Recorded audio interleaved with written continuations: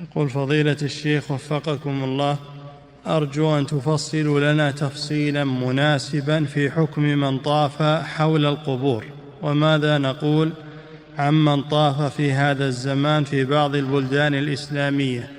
إذا طاف حول القبور يتقرب إلى أصحابها هذا شرك أكبر، لأنه يعبد الميت، لأن الطواف عبادة، الطواف عبادة. فإذا نوى به الميت وتقرب إلى الميت بالطواف بقبره هذا شرك أكبر يخرج من الملة، لأنه عبد غير الله.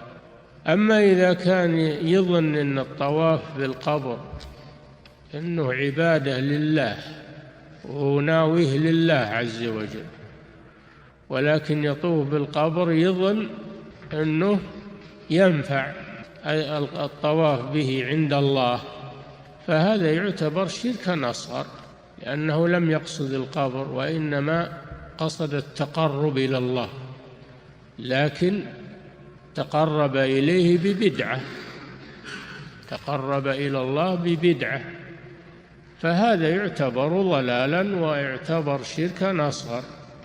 نعم. يقول فضيلة الشيخ وفقكم، والغالب والله أعلم أن اللي يطوفون بالقبور من النوع الأول، يقصدون التقرب إلى الأموات، هو شرك أكبر. نعم.